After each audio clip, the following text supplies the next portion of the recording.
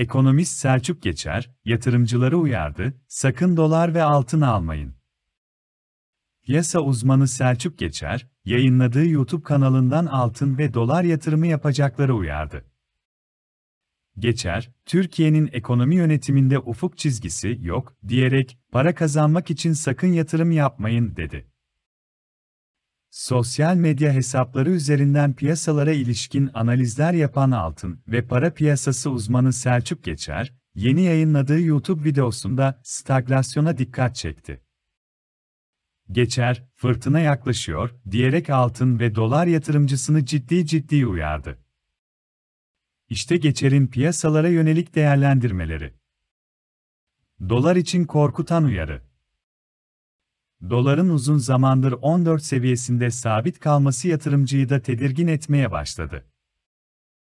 Doların yükselip yükselmeyeceğini merak eden yatırımcı uzman görüşlerine yöneldi.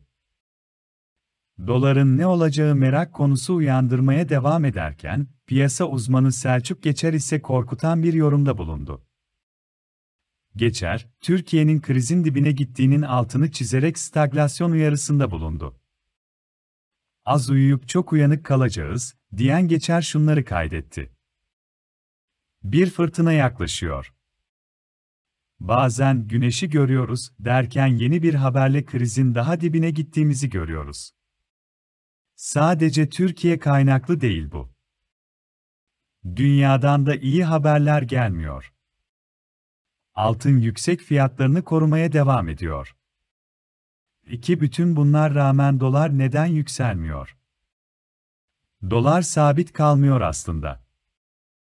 Bugünler az uyuyacağız. Çok uzun uyanık kalacağız. Dolar şu an 20 TL'nin üzerinde. Fırtınaya neden yaklaşıyoruz sorusuna ayrıntılı olarak yanıtlayan Geçer, çünkü beklentiler Türkiye'de de bozuluyor. Döviz beklentileri yıl sonuna göre yükseliyor. Bunlar iyi beklentiler. Türkiye'deki fiyatlara bakınca aslında doların 20 liranın üzerine çıktığını gösteriyor. %50'lik bir artış gözüküyor. Bunu dolara göre ayarladığımızda %40'lık fark var. Dövizin üzerine koyduğumuzda 20 liralık bir fiyatlama olduğunu görüyoruz, dedi. Stagflasyon geliyor. Türkiye'nin büyüme oranlarını değerlendiren Geçer, yıl sonunda yüksek bir enflasyonla karşı karşıya kalacağımızı iddia etti. Yıl sonu beklentisinin %46'ları bulacağını söyleyen Geçer, benim beklentim 2 katlanmış enflasyon olması yönünde. 2022 yılının sonunda büyüme 103,4'ten 3,2'ye düşmüş noktada. Türkiye'de stagflasyon gözlemleniyor, diye konuştu. FED kararı sonrası dövizin kaçışı başlayacak. Amerika Merkez Bankası'nın, FED 75 baz puan faiz artırımı sonrası Geçer, bu da Amerika'ya döviz kaçışı. Dolar, euro altının Amerika'ya kaçması demek. Dolar endeksi 100 üzerine çıkacak, dedi. Mazot neyse dövizde o seviyeye gelecek. Yatırım konusunda ise uyarıda bulunan Geçer, para kazanma derdiyle yatırım yapmayın. Kesinlikle dövizle borçlanmayın. Merkez Bankası'nın 5 ayda sattığı dolar miktarı. Ekonomist Haluk Bürümcekçi, 2022 yılının başından 20 Mayıs'a kadar Türkiye Cumhuriyet Merkez Bankası'nın sattığı dolar miktarını hesapladı. Türk lirası ay başından beri dolar karşısında %8'in üstünde değer kaybederken, 2022'deki toplam kayıp %19'a yaklaştı. Bu yükselişi durdurmak için çıkarılan kur korumalı mevduat gibi ürünlerin de tutmadığını gösteriyor. Kuru dizginlemek için harcanan rezervler de boşa gitti.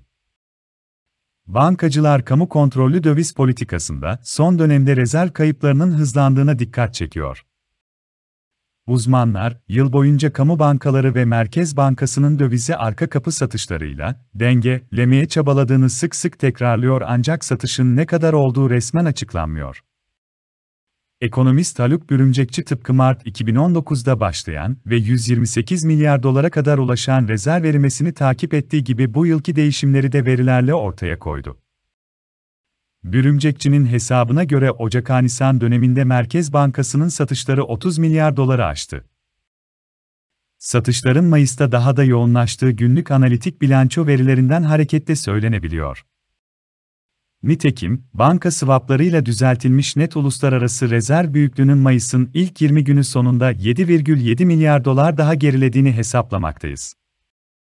Reuters'ın görüşlerine başvurduğu birçok döviz işlemcisi ve benzer şekilde Mayıs başından beri BBİ'nin döviz satışlarına hız verdiğini ve günlük net 500 milyon dolar üzerinde rezerv kaybına neden olacak döviz satılığını söylüyor.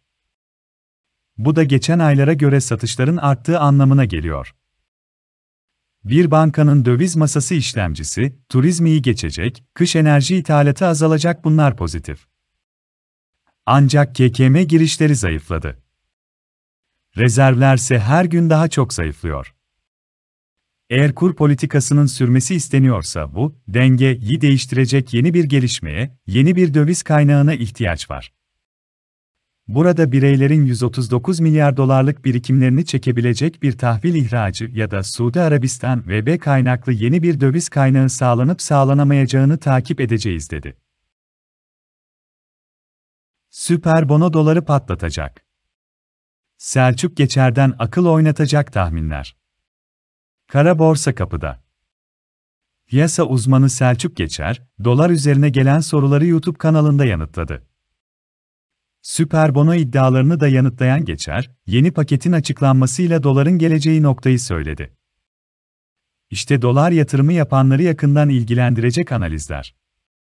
TÜİK verileri ve dolar kurunda yaşananları değerlendiren Selçuk Geçer, süper bononun piyasaya sürülmesi halinde kıtlık sorunun ortaya çıkacağını söyledi. Süper bono ile doların çıkacağı seviyeyi veren Geçer, dolar için kritik uyarılarda bulundu. İşte Geçer'den dikkat çeken piyasa değerlendirmesi. Dolar 1 TL'ye düşer mi? Dolar şu an güzel bir noktada. Dolar 16,57'yi gördü. Selçuk Geçer, dolar 1 TL'ye düşecek mi? Sorusunu da yanıtladı. Geçer, dolar 1 TL'ye düşecek. 1 Türk lirası bile olmazsa 2 TL'ye düşer. 10 Türk lirası olduğunda 0 atsaydık 1 TL'ye düşerdi. Şimdi en yakın hedef 20 lira. 20 liraya geldiğinde illa 1 liraya düşüreceğiz diye ısrar ederlerse o dolar eşittir 100 lira olur dedi. Aradaki farkı hazine ödeyecek. Süper bono sorularına ilişkinse Geçer, enflasyon %73 şu an. Süper bono gelirse bankalar %16 ödeyecek, yine politika faizine bağlı olarak, diyelim ki enflasyon %90 enflasyon geldi. Aralarında %75 fark oluyor. Bunu yine biz ödemeyeceğiz. Hazineden ödenecek, diye konuştu. Kara borsa patlar.